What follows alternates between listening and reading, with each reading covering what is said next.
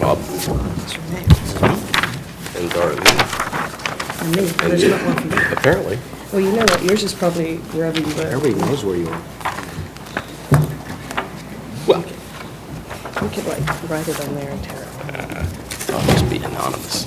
Gentlemen, to SETICon 2 and our first session for Saturday. My name's Adrian Brown. I'm going to moderate this session and we're talking about how long it'll take us to get commercial space flights to the moon and all things commercial space flight. And I'm just going to introduce our panel, but before I do that, I just would like to point out that at 10:30, after this session is finished, thank you, we're going to have a special availability of one of the SETI PIs, Pascal Lee, who's going to talk to us, or talk to anybody who would like to, about his auction item that he's running, which is a trip to Devon Island to join him on field work in his Mars on Earth program at Devon Island, which is up in the Canadian Arctic. So it's going to start at 10:30, and he's going to be in the vendor area over there. So if you're interested in learning more about that and how you can bid on that, that's right after this session. So I'm going to introduce our panelists here today. First to our right, or first to my right, is Darlene Lim, and Darlene is a SETI PI. She has a background in astrobiology, geobiology, and she's been parlaying her field research into helping the space community develop the tools and operations and concepts needed for humans to conduct science in hostile environments of space. In particular, she does field work, as perhaps we'll hear, in the Canadian lakes, Pavilion Lake in particular. And then next to my right, we have Bob Richards, and Bob is the CEO of Moon Express. He's a space entrepreneur and a futurist who was also a special assistant to Carl Sagan. Bob's an evangelist of the new space movement and has been a catalyst for a number of commercial space ventures. And then next to the right, we have Alex Hall. And Alex is the senior director of the $30 million Google Lunar X Prize, which is going to be the subject of this panel, of course, which is in a private race to the moon. And then our final speaker here is Alan Stern. And Alan is, as we heard last night from his talk, is director of let me find his bio so I don't screw things up here, Alan. Principal investigator on the New Horizons mission to Pluto, former assistant science administrator at NASA, and deeply engaged in commercial space and in suborbital. He's the chair of the SARG panel for suborbital science research. So we're going to kick things off with a round-the-table discussion on a couple of topics. And I wanted to start off with the Google Lunar X Prize, since we have a recognized expert in Alex here. Alex, we were talking last night about some of the participants in the Google Lunar X Prize and how they are forging new pathways into space. Can you tell us a little bit about how Google Lunar X Prize got started and what's your role and some of your favorite teams on the prize at the moment? Okay. Am I meant to have a green light, or can you hear me? I think we can hear you. Okay. Actually, I kind of wanted to start, if it's okay, with the topic of the panel. Please divert us, yes, back to the topic of the panel. Because one thing that I find interesting about the topic, the when, obviously, I believe it is a matter of when will we be able to buy a ticket to the moon. And the Google Lunar X Prize is one of the first stepping stones. It's one of the first enablers to a point where we will hopefully be able to buy those tickets to go to the lunar surface. It's worth pointing out that you can already buy a ticket to go around the moon, Apollo 8 style. There are a couple of entities that will offer that to you. and none of them have done it yet. So, you can, if you have something around $100 million, plonk that down right now and get to do your Apollo 8 style mission. What's exciting about the Google Lunar X Prize is that it recognizes that it isn't just the case that we can decide, oh, we're going to go to the moon and we know everything about what we're going to be able to do when we get there. In order for us to start to use the resources on the moon, in order for us to start living on the moon, there are a large amount of knowledge gaps. And so the Google Lunar X Prize is one of the first stepping stones for putting robots on the surface of the moon to start to find out about some of the things that we don't yet know, things that are going to have a direct impact on whether humans can eventually live successfully and work successfully on the moon. Because what the Google Lunar X Prize is trying to do is to sort of kickstart this new lunar space economy, and sometimes I describe myself as being, the lunar chamber of commerce. What they're doing, what is considered successful for the Google Lunar X Prize is not just landing on the moon. Although that is obviously, there is a prize out there and teams are competing to try and land on the moon.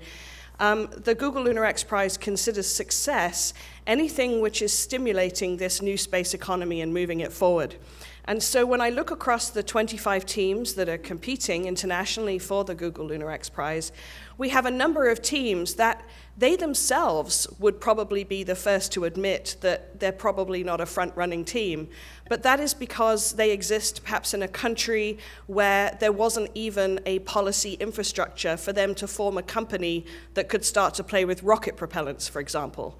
So we really literally have teams that have had to start from scratch, working with their governments, working with their entities to try and figure out how do they make a space economy happen in their country. And in some respects, those teams are as much a part of the success story of the Google Lunar X Prize as the teams that eventually land on the moon, because all of them will have played a role in globally pushing forward this idea that we do need to get beyond low Earth orbit and we do need to start to explore the solar system. Bob, you're deeply involved in the Google Lunar X Prize as a participant. Can you talk to us about your work on it and impressions so far of how it's working out for well, industry? sure. And maybe I'll roll the tape back a little bit even before the Google Lunar X Prize, because that's when my interest in commercial lunar activities arose following my participation in the Mars Phoenix lander mission. So that was launched in 2007 and landed on Mars in 2008. And even though I had provided technology to that NASA mission through Canada, sponsored by the Canadian Space Agency, even though it was a privately developed instrument, it was still a government-style mission, which was a fabulous thing to be involved with. In my early days with Carl Sagan, I was absolutely infatuated with Mars, and it really was somewhat closure for me to actually get to the surface of Mars, virtually, myself, and in reality with technology. But it was also not consistent with my belief that the way we're going to stay in space is for it to pay and to come up with a commercial activity that would create a sustainable, not just a sustainable, that's not good enough, but a growing industrial base in space that allows science to progress and allows we as a species to become multiplanetary. And where better to do that than our nearest planetary neighbor, the moon. So my focus turned to the moon in about 2007 as we were heading towards Mars. And I really, really believe that the next stepping stone for the species is this part of our planetary archipelago we call the moon, which is not just a treasure trove of science, but it's a natural stepping stone. It's a way for us to practice how we're going to be able to develop technologies to live off planet. It's a place for us to go, for sure. Buy tickets eventually. Tourism will be part of it. But when do we buy a ticket to the moon implies going there basically as tourists, I think. But I think it's going to be much broader than that. The spectrum of our ability as people to participate in this vast exploration exercise will come through social networking, it'll come through new technologies and participatory type immersive experiences. Even though our robotic emissaries are going there first, we will participate with those emissaries through our technology. So we will be able to go to the moon, buy a ticket much, much sooner than we'll be able to go back there ourselves as people. So Moon Express is one of the competing teams in the Google Lunar X Prize. I founded 2 of the teams competing in the Google Lunar X Prize. The first one to enter the competition, Odyssey Moon, which was a true odyssey because it was the first, and very, I still value that first entrant. Moon Express is located here in the Bay Area, where our facilities and offices are at the NASA Ames Research Park. We have an incredible team underway. We have great backing from Silicon Valley financing. We have a vision of not only participating and hopefully winning the Google Lunar X Prize, but you know what? If one of the other teams wins, that's great too. This is not just about winning the prize, as Alex says, it's about creating a whole new industry.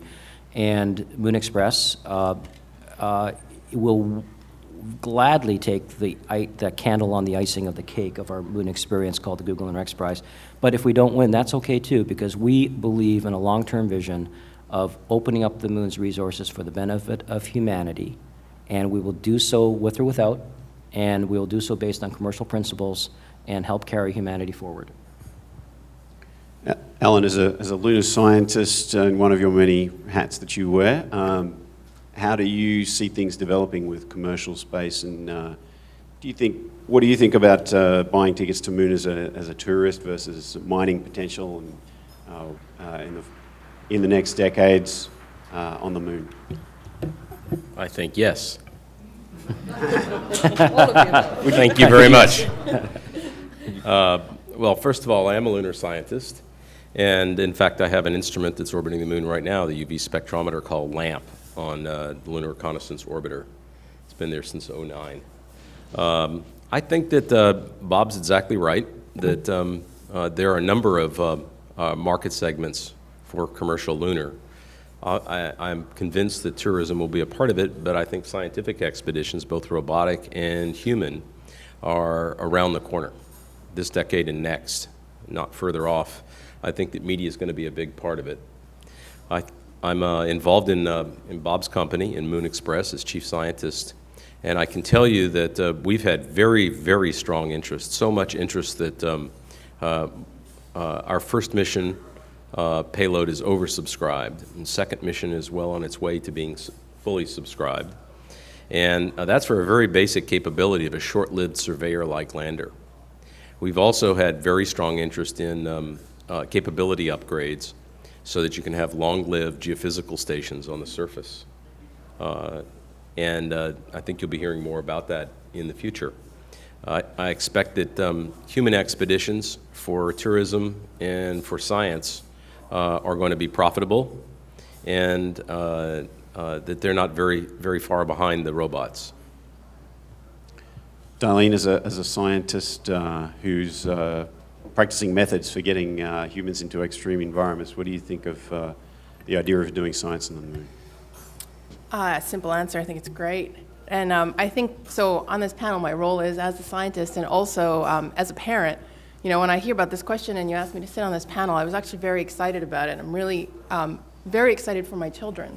And I think that this is the important thing that we should be doing. We should be encouraging these efforts. We should be participating actively in encouraging these efforts by supporting it both with our vote and also, you know, the way that we discuss space and its implications going forward. And as a scientist, you know, and as a representative here from SETI and also working at NASA Ames, I'm excited about this aspect of exploration in terms of, you know, these immediate goals actually turning over and being put forward into more of a commercial sense. And I think our role at NASA, it doesn't go away, and that's something that I see sometimes come up. You know, what happens to NASA? Does it become antiquated? And in fact, I think what our role now should be is to actually look at what is it that we can do to, you know, kind of stay ahead of the game as best we can and make sure that we're preparing for the next step. So some of the work that we're doing, as you mentioned, you know, we're many of the people I work with, and myself included, we're heavily steeped in the earth sciences as well as the planetary sciences. And many of us go out into the field and we do research, and this is something which is, you know, native to our community. Many people do this whether or not you're at Ames or an academic institution. But what we haven't been doing actively is actually looking at the way we do that and trying to do so in a very holistic sense, so not have people go out into the field and do their science in parallel with people that look at robotic traverses or operations, but try and marry all those things up together and figure out what is it that makes us the most efficient to discover. Because the astronauts that we're going to see, I think, in the immediate are going to change. They're going to be people in this room, which is very exciting. They're going to be my son, they're going to be my daughter. But the astronauts of the future that are going to come, I think, from NASA will be the people that will have to forge ahead and not just be the instruments of science, as Gene Shoemaker wanted to, really see happen, but rather innovators of science, people that can go out into the field, that are trained not just as geologists that can pick through an outcrop, but rather as people that can, on the fly, readjust our hypotheses, make discoveries, know when to divert from the traverse plan, be able to be, totally self-sufficient in an truly scientific, intellectual sense as well. So that's why I'm on this panel as a huge supporter and fan and very excited about the future. Alex, I saw you nodding there. With respect to the relationship with NASA, can you give us some insight into how the Google Lunar X Prize is working with NASA and how easy, how hard that is, and what challenges lie ahead as the rubber hits the road and rockets ascend? Sure. The Google Lunar X Prize has benefited from a fabulous relationship with NASA. As Darlene says, there's tremendous excitement just because we're going to the moon. And if there is an opportunity for NASA to find ways to piggyback, to work with the Google Lunar X Prize teams, to gather data, to gather information that will help it with its missions, then that's something that NASA has always been very open and wanting to discuss. We have a number of very specific relationships with NASA. A couple of years ago, NASA launched a program that made an equivalent amount of money, $30 million, available to US-based Google Lunar X Prize teams to compete for contracts to provide data and information about their technology. It's a very smart thing for NASA to have done, to basically say, okay, we've got all these people out there with really cool ideas that are looking at this challenge, and how can we get hold of that information, that data, because that might help us as we start to plot our exploration path forward as well. So that provided opportunities for the teams as well as opportunities for NASA to take advantage of the innovation that was going on. We've also been working with NASA quite closely on the fact that there's huge public interest, huge excitement in going back to sites that we've already visited on the moon before.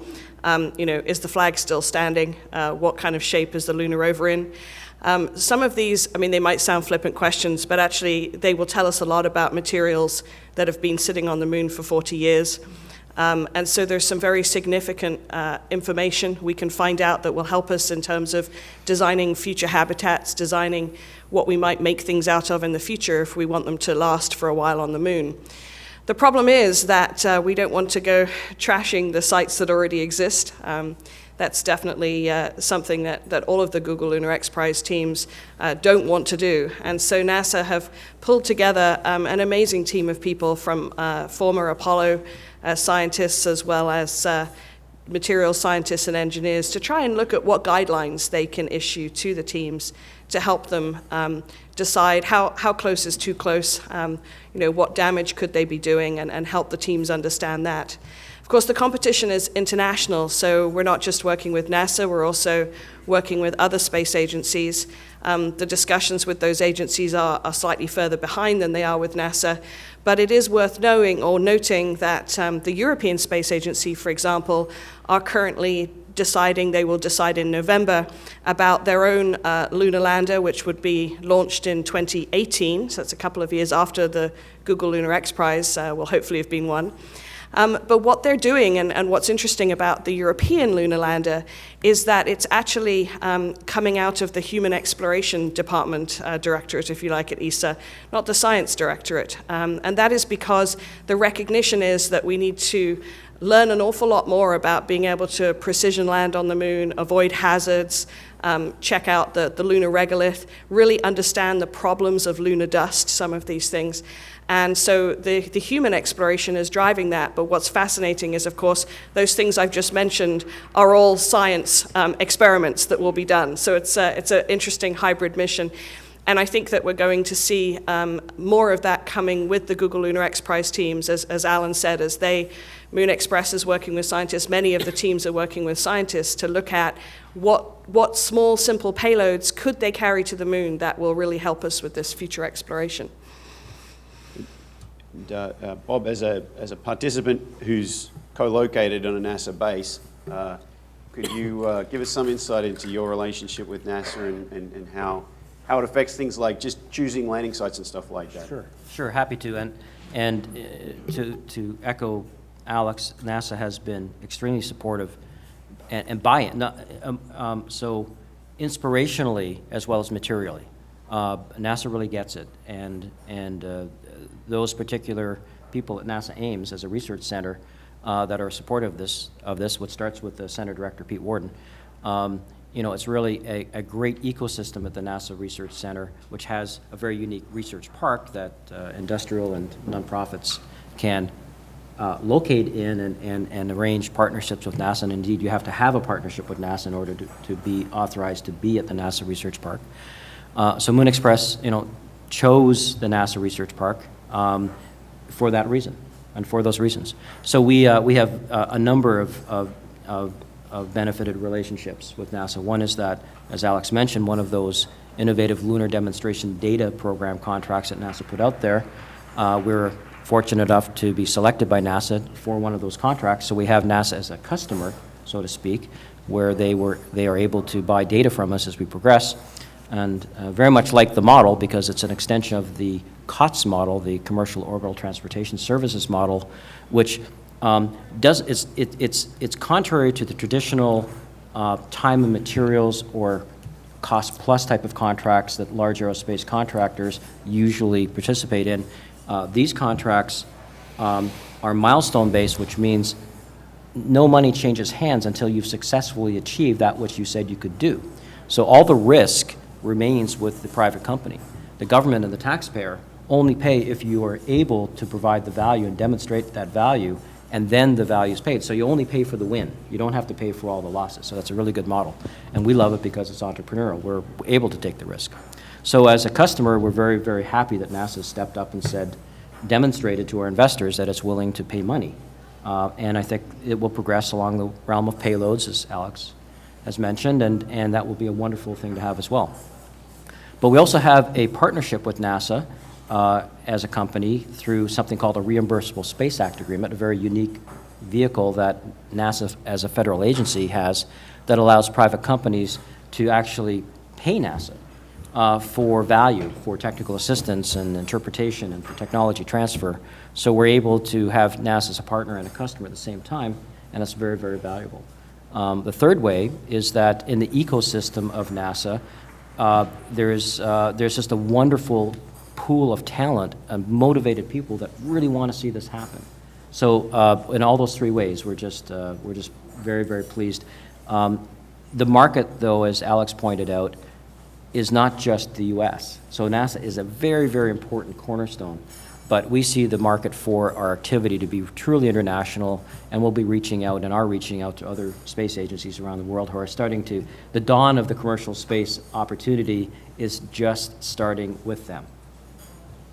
Alan, as a former NASA administrator and now involved in the Google Lunar X Prize through Moon Express, how do you feel the relationship with NASA science, in particular on the moon, is going? Do you feel comfortable that these Space Act agreements are providing a vehicle for science to be done on the moon commercially? I think it's a very good relationship. Alex and Bob already said that. Some of the potential customers for Moon Express are NASA experiments that have come to us that are going to go out for funding through Science Mission Directorate, which I used to run through the Salmon program, to find their ride to the moon. And it's a great model for NASA because instead of having to afford an entire mission, you can afford just to send a single hosted payload. for something between 10 and 20% perhaps of the cost of buying yourself an entire mission. The Lunar Reconnaissance Orbiter was $1 billion for an orbiter, but slots on a Moon Express lander are a tiny fraction of that. And so it's a great model, and not just for the United States and for U.S. lunar science, but lunar science around the world. Most of the countries on Earth don't have the technical capability to fly a mission of their own, even if they have the money for it. And when a company like Moon Express or another Google Lunar X Prize team develops and demonstrates that capability, then that entire market of lunar science is open. And it really is very analogous to the airplane industry. You know, all these countries on Earth don't develop their own airplanes. They buy from Airbus and Boeing and just a few other manufacturers. And it's much more efficient to go to the experienced people than to start from scratch in every country and develop your own airplanes for your airline. Hosted payloads is the way to go. In fact, I came out here from Denver just yesterday morning as a hosted payload on United Airlines. I estimated that the flight cost about $100,000, but I couldn't afford it, so United as an aggregator put me together with about 300 of my best friends, and we split it.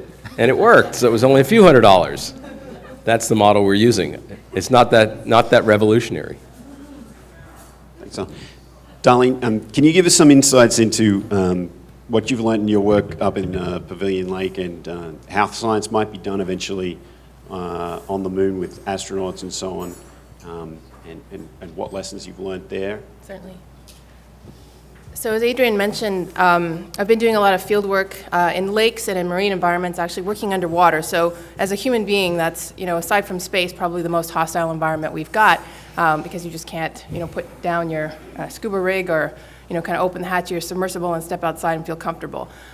So we've been using that as a great analog in which to conduct our research and to understand what it takes to enable science in those environments when humans are truly in the loop. So this is different than, for example, you know, we've probably heard a lot about what Bob Ballard does, where the man who actually discovered the Titanic, which is he goes out and actually has a very, you know, tricked out ship and will put AUVs, or he'll put ROVs, tethered ROVs, remotely operated vehicles, into a deep sea marine environment and actually have them go around and you know, collect data, and scientists will interact with those robots in real time. That's an excellent way to go into a hostile environment, and I think that is an extremely great example for why we would want, at the very beginning, you know, when we're kind of breaking through and moving into new hostile environments off planet, this initial kind of robotic push. This is an important first step.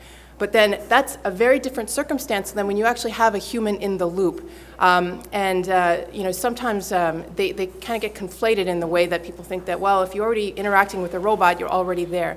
But for us, what we found, it's very different when you have, for example, somebody in a single-person submersible, as we do in many of our sites, actually viewing the environment around them. And these are trained individuals we put in the submersibles. They range from graduate students to senior researchers to actually astronauts who are interested in evolving their career. So being able to push beyond the initial kind of you know, field geology work or field school work that they've been involved with, and then go beyond their experience and actually learn how to synthesize, how to think on the fly, and move and speak and talk as a field scientist would with the environment that they're interacting with. So when you have the chance to interact with that sentient being, really, in that hostile environment on topside, which is, you know, very analogous, of course, to having your crew out, for example, on a near-Earth object on the moon, and then having your remote science team back on Earth and interacting with that person, it's a game changer, because suddenly you don't just interact with them in a sense of you see this back at home, you know, whatever they're seeing, and you decide to go left or right or turn on your spectrometer or whatever. Instead, you're able to ask questions. You're almost able to triage an intellectual you know, situation in real or slightly delayed, or, you know, as we progress beyond where we are right now in a much greater time delay mode. And what we've discovered is that that is a very, very rich enabling experience if you have the tools to actually support that. If you're able to know where your person is, if you're able to figure out what the data is that they're collecting and have people discuss that in the back room, and then have that information teased apart, the essentials come out, and then transmitted over to your Explorer. That's an extremely important interaction, and it's very simple in a terrestrial setting, because typically we all go out together when we go, for example, to the Arctic, and we sit there and we have our cookies and our coffee and we talk. But when you're in that very different setting where you have humans to humans, there's maybe a delay, and you're trying to actually gather data. It's a very rich experience, but one which needs a lot of support, a lot of infrastructure. And what we found is that the more that we can start that endeavor with our engineers at Ames, where we're not just asking them at the last minute to come into the party, but they're actually there planning the party with us, that makes for a much better output. That makes us much more efficient. It makes us all own the tools, the infrastructure that's necessary to enable that. And it's an incredible experience in terms of everybody moving forward at once. So, these are the kinds of things that, these types of relationships, I think, are some of the things that, from our research, ironically, has really come to the fore as being an important learning point for us, that the scientists have to be involved in the engineering and vice versa. We all have to know what the end game is. And having that human to human in the loop is something that is important for us to manage and have the right tools to support. So it's been really exciting to be able to work through these problems. Look forward. Okay, I see some hands. Actually, I think, is there a microphone going around from one of our assistants? Okay. Well, I'll repeat your question. So we have a question at the back there, Margaret. Okay. So, Darlene, you just talked about the importance of having the scientists sort of in real juxtaposition. Yeah. And I think it was Alan talked about how you would work with other countries, for instance, and bringing their science payloads. Do you already, the commercial folks, do you already see that happening? Are people contacting you and asking, bring out my science? Are we starting to see a move in that way from other nations or other scientists? Alan, did you... Well, I can tell you at Moon Express that we put out the word this spring that we're ready to fly payloads for people. And more or less, it's not that much of a stretch to say that the phone started ringing right away. And we had people line up. Some of them were serious, some of them were just fishing, some just wanted to know how they go about writing a proposal, what the process was. But there's, as is usual in the science field, there's a lot more demand than capacity. So when you enable a new capability, like low-cost hosted payloads to the moon, then you see people queuing up right away, and not just domestically. We have about 7 of the Google Lunar X Prize teams that have put information out there about, in various degrees of detail, about their payload capacities, what power they have, what mass they can take, and so on. And as a central group, the Google Lunar X Prize has convened a number of sort of town hall meetings at lunar science conferences, particularly been focusing at the moment on Europe, because that discussion isn't as far ahead as it is here in the US.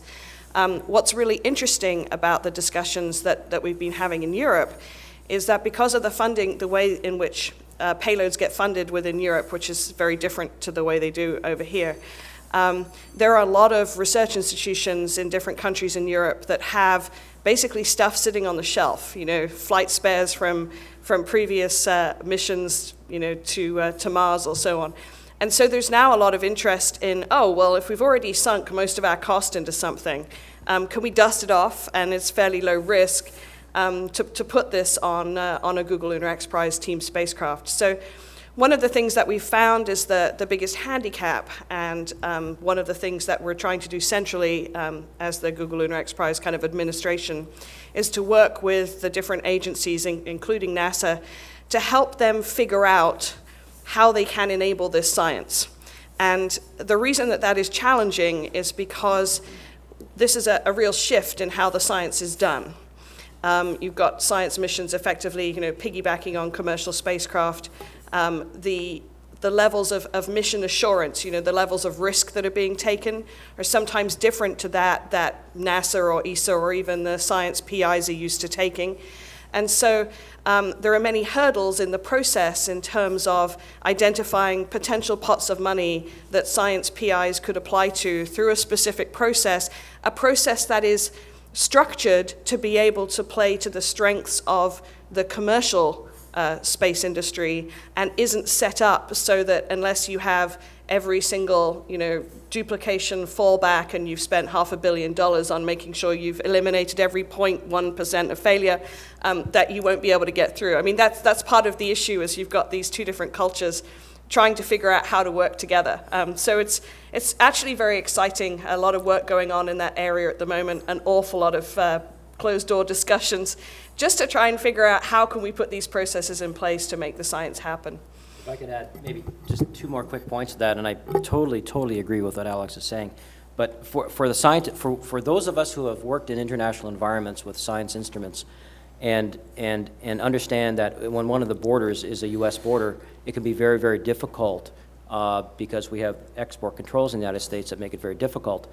So what we're doing is we're seeing that the commercial activity and the opportunity is a driver for more standardized interfaces that you don't have to invent everything from the beginning and go through all of the export control pain.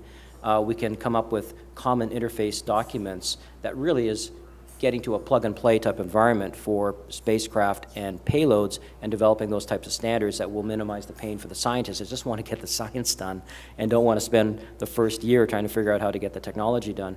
The other thing is that it's also a forcing function for international collaboration. So as these prices drop, as Alan was mentioning, you can now look at collaborative science across countries, right? And it's not just a one-off instrument, right? You could have multiple instruments at one time on multiple missions. And so the opportunity for collaborative science and getting a lot more bang for your lunar buck is really evolving now.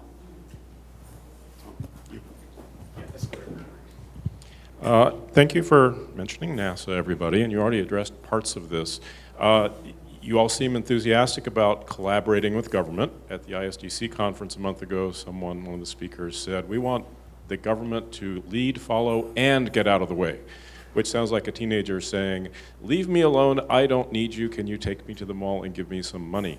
So my question is, back to the theme of the panel, which is passengers. So think a bit to the future, past this birthing phase, where you're trying to actually put people up there, and non-people too, but in a more routine way. How do you all see the role of government and industry evolving, including nonprofits evolving? Like the FAA and airports, airlines don't make their own airports. They don't try to compete with each other on the basis of their own airport. Air traffic control, it's a common good. The airlines have decided they don't want to compete in air traffic control. So for passenger flight, where is the place where the industry would compete with each other versus what parts would maybe industry without government would collaborate, like Bob was saying, or what parts do you guys think government should play to help? There's been quite a bit of discussion on this, and I think it seems to be, from my point of view, crystallizing on a couple of areas that the role for government would be to help with the overall infrastructure, putting in place a communication system that allows, a coordinate system on the moon, a way to communicate back to Earth, those basic kind of major infrastructure pieces. And also, there's obviously going to need to be some policy work, some law work done to clarify some of the currently gray interpretive areas of the Outer Space Treaty that relate to how we might settle and colonize and use the resources of the moon. So certainly the discussions I've been involved in have sort of solidified around, that the great enabler would be if the government could put in the infrastructure and some of the regulatory side of it, and then, as you say, kind of get out of the way. So the culture, our most precious resource is the convinced mind that this is possible.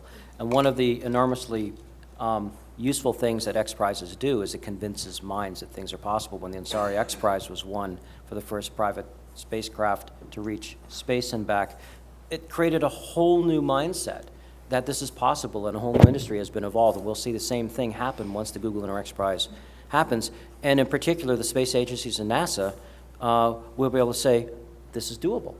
And changing the mindset from, let's create a government-based mission that has a beginning and an end to let's build the infrastructure that anticipates and plans for a handoff to the private sector or a partnership with the private sector, rather than finding yourselves 15 or 20 years down a $100 million asset and saying, okay, now how do we commercialize it? So you have to plan for those things from the very beginning, and that starts with the convinced minds that the private sector can actually play a mutually beneficial role.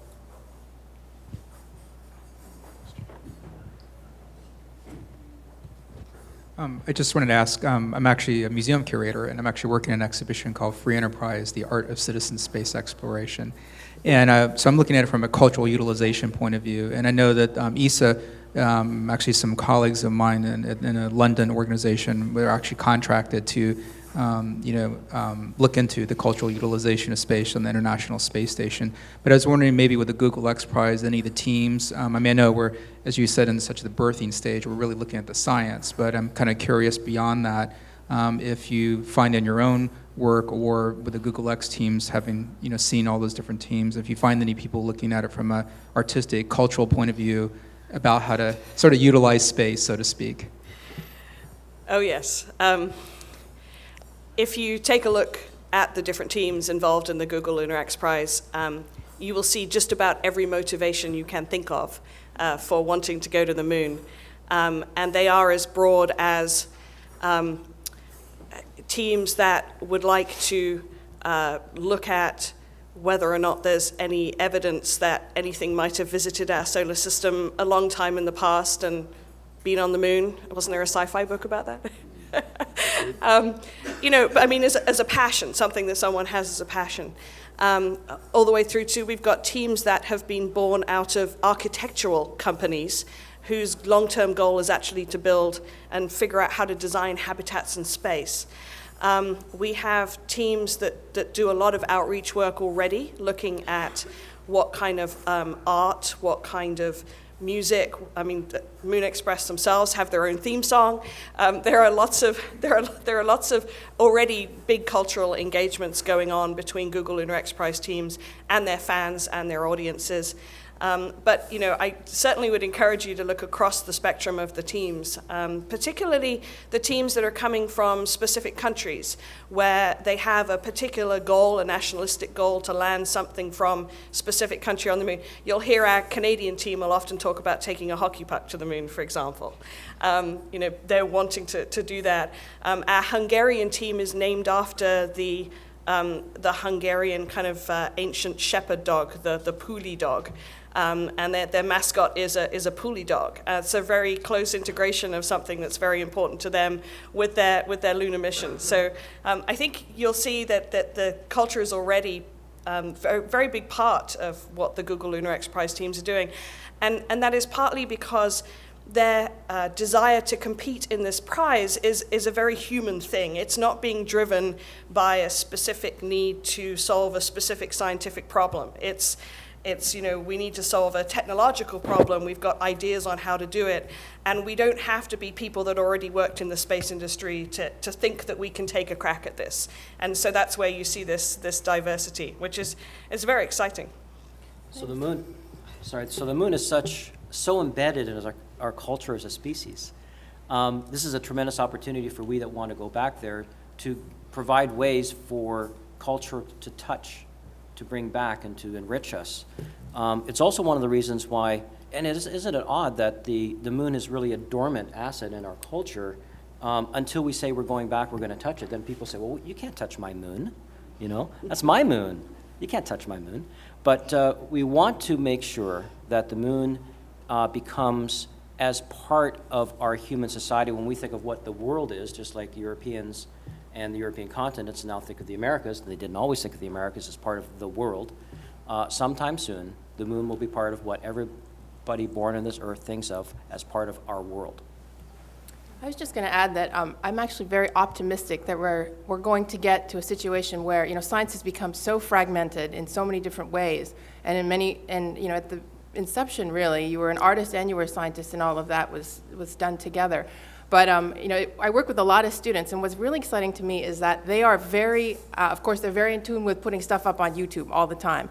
And there's a lot of people in this room have probably seen Dance My PhD, and there are things like that that have happened where I think there's a generation that needs an outlet, and they have an outlet now whereby they don't have to just be that scientist, and they don't have to just be that closeted kind of artist on the side, that perhaps they're now able to kind of marry those things up. So actually, myself and a few colleagues, we've started actually bringing in artists and residents into our science programs, not just as a figurehead or not just somebody that's working in parallel, but we're trying to actually infuse them into the scientific debate, into our discussions. We had an architect come in, and we also had a sculptor come in on a different year to our program in the lakes where we were looking at rock shapes, microbialites that are these rocks built by microbes. And we wanted them to help us interpret their shape in terms of the relationship with the environment. And they have a very different take on things. And so that was a really interesting pilot program, and we're still kind of developing it. But I think as we move forward, that idea was actually something that we had as a very kind of grassroots discussion. A lot of the younger students in our group were very, very enthusiastic about it, and told me about things about like Dance, your PhD, and so forth. And so I'm very optimistic that no matter we're getting to a stage where we're going to have to rethink the way that we group up and collaborate.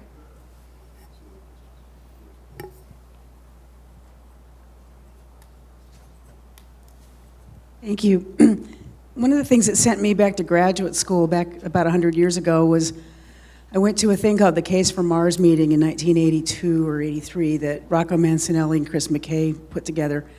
And we set out these whole missions to Mars that began with low Earth orbit stations where we would build things. We would use materials from the moon, and we'd have an infrastructure on the moon, and then somehow we would stage ourselves out to Mars. And by the time of the fourth Case for Mars, Robert Zubrin had come in and said, oh no, we just need to put somebody in a can and go to Mars, forget the moon. So I'm very heartened to hear that we're talking again about the moon as an objective in and of itself, but also as a staging area. Is that a natural evolution of the thought, or was Bob just sort of off in left field? He's never off in left field. Me? Yes. Well, Carolyn asked a good question, but I think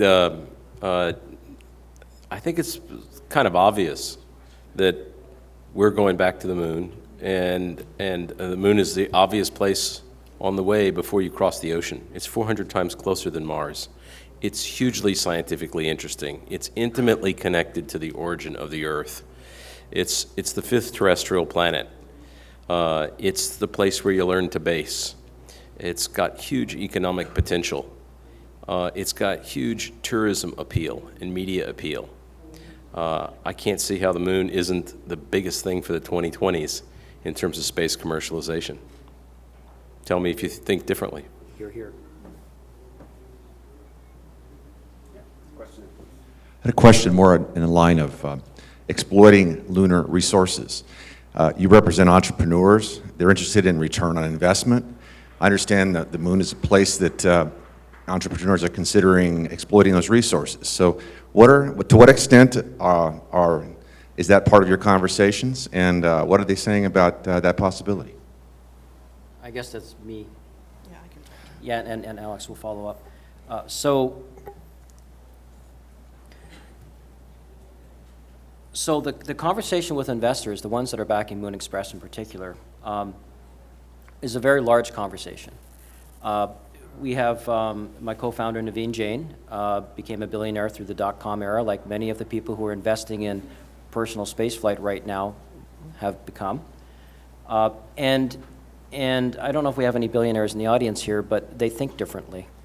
They want to do things that change the world. The return on investment per se is really not a big factor to them. We want to do things that change the world, that open up the resources of the moon for the benefit of humanity on the Earth and our future in space.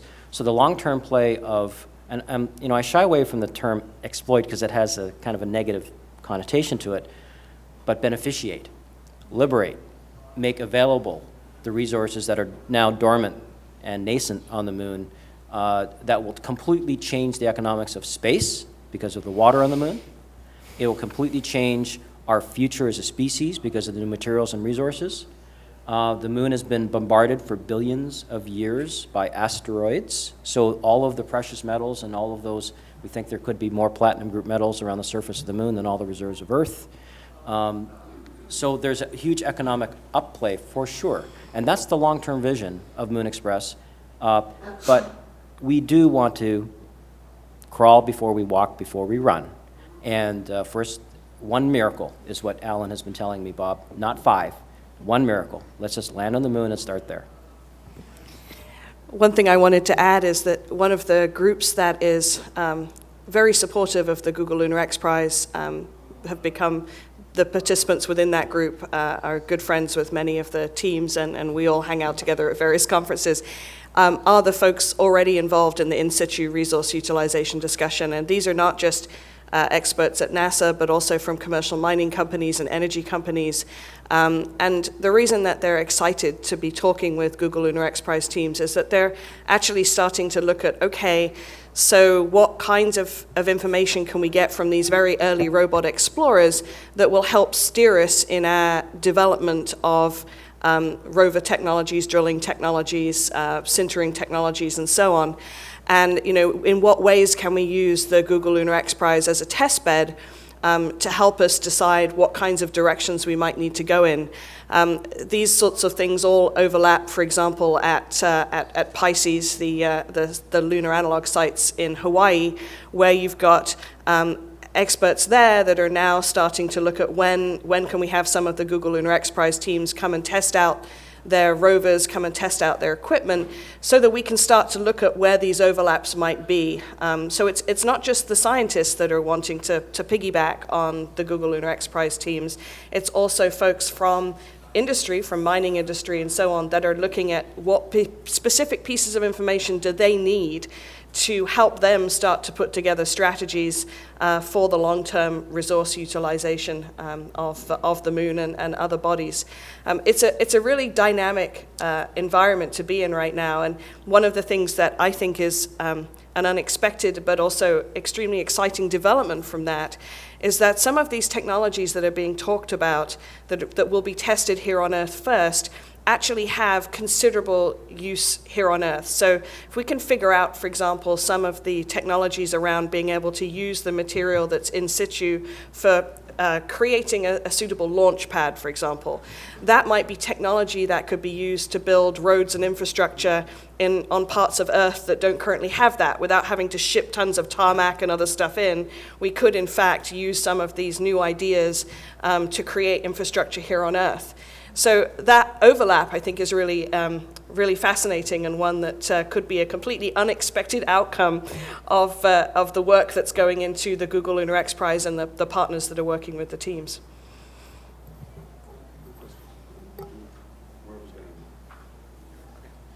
Okay, so if the demand is huge and the phones are ringing off the hook, why hasn't the cost to get to space been exponentially reduced?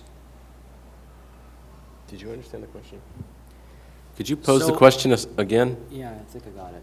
Yeah. Sure. So if the demand is huge, right, and the phones are ringing off the hook, as you mentioned, why hasn't the cost to get to space been exponentially reduced? As you see with all kinds of technologies, when the demand increases, price drops.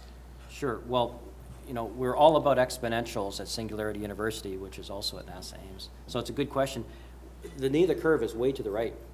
So this is just the very, very beginning, and we seem to be, it might apparently be a linear relationship right now, but we're just at the very, very beginning. With SpaceX, thank you. Well, Bob in stereo. So with SpaceX, making that phenomenal win of getting the first private spacecraft to the ISS just a couple of weeks ago, and I don't know how many people watched that in real time. So, it was kind of like watching a baseball game in slow motion, but I was on the edge of my seat with every second of that spacecraft. And so at the beginning, so the phone is ringing off the hook because people are hearing about these opportunities for the first time. It's not like it's been ringing off the hook for 10 years, right? It's only through enormous risk and risk takers like Elon that these capabilities are just becoming available now. So stand by. right? And you're going to see those exponentials affect the price of access to space and ultimately access to other worlds.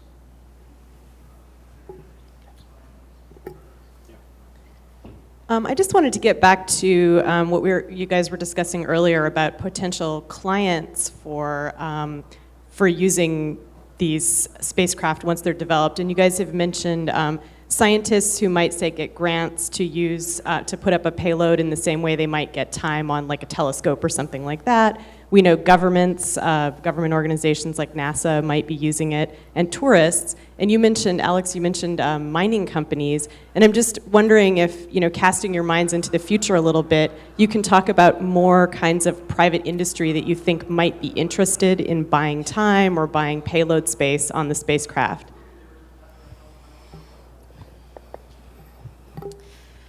Well, certainly there are a number of teams that are working with media partners that are looking at ways in which they can capitalize on the intense human interest from the surface of the moon, initial photographs and so on and so forth.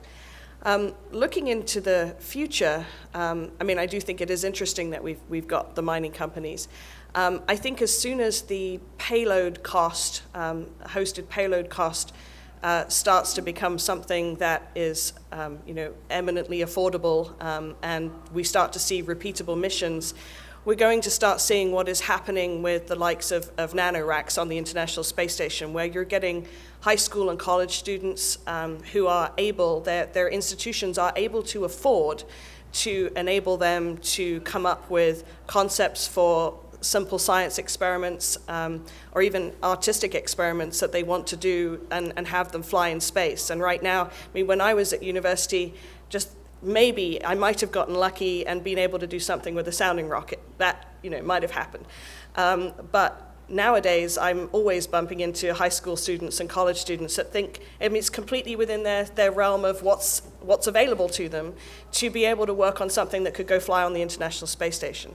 So I think we're not too far away from, once we get some repeatable ability to go to the moon, to being able to take payloads that are inspiring that next generation. And of course, those will be pretty broad, not just science, but also artistic. And when we think about science, I think we often think about, the material science side, the rocks, the resources, but there's an awful lot of biological information that we need to find out. I'm particularly interested. There are a number of teams that are already talking to folks that want to take payloads that are to do with radiation exposure, that are to do with dust toxicity. These are all things that we're going to need to know about if humans are going to be, as Darlene hopes, helping with this exploration of this new frontier. In terms of really thinking far out there, I think that some of the more exciting developments will be when we can start to put telescopes on the far side of the moon. That's one thing that I personally really, really hope that I will eventually get to see, particularly radio telescopes on the far side of the moon. I think that will have huge impact. Right now, the most that we've got is discussions about very small dipole antenna going to potentially missions that are landing near the pole, where there might be a short period of time that they're somewhat shielded from the noise of the Earth, and can do some very, very basic science for us. So lots of opportunities. I don't know what's come your way, Bob. Well, if I could reinforce the next generation concept that Alex touched on. If you walk into the Moon Express offices, we have about 25 people on payroll right now, and it's growing. But you'd have to knock on a few office doors before you could find anybody over 30. And our chief engineer, Tom Gardner, is laughing in the audience there, and I think he loves me and hates me for immersing him in all these 20-somethings. Because it was the average age of the people who worked at NASA that made Apollo possible was 26, right? And it's the incredible allspark that's in them, the motivation to do things, the creative, well, why not? Well, why not?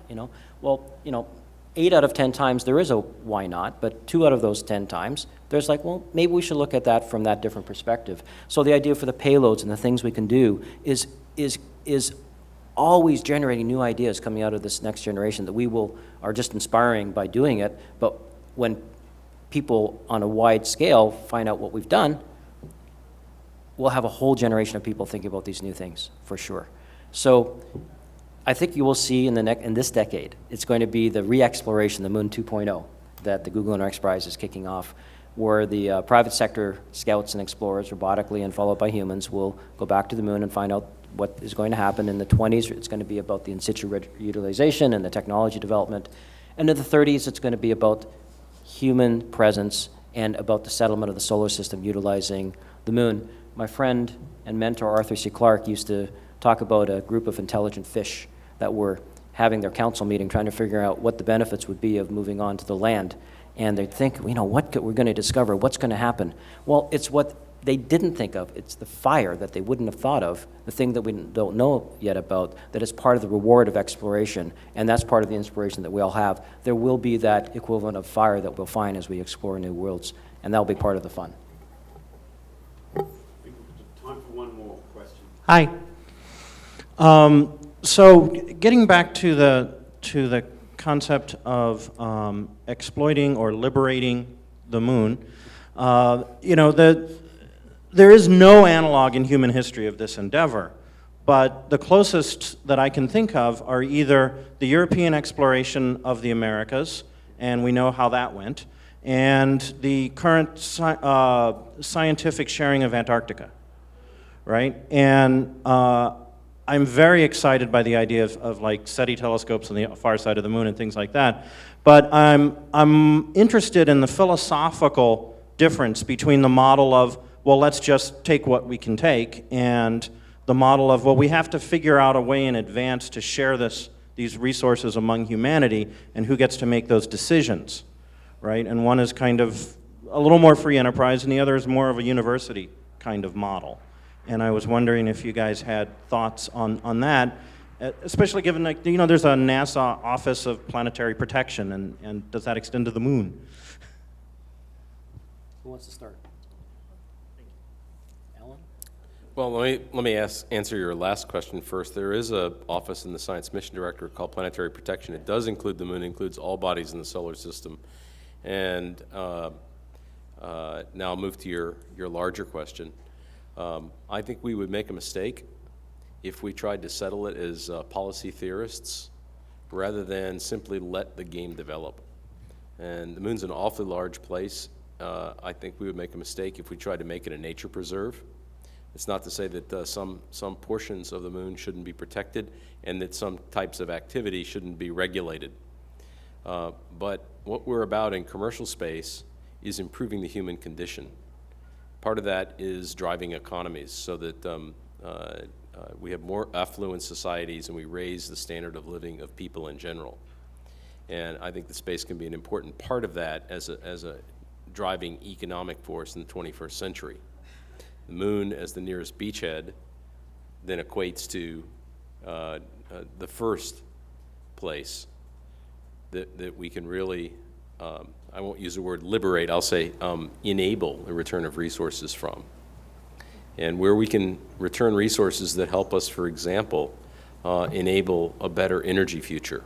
And Bob's company is working on that because Moon Express is very interested in a long-term business strategy that would return platinum, which is abundant in lunar regolith and short here on Earth, though it's required as a catalyst for fuel cells.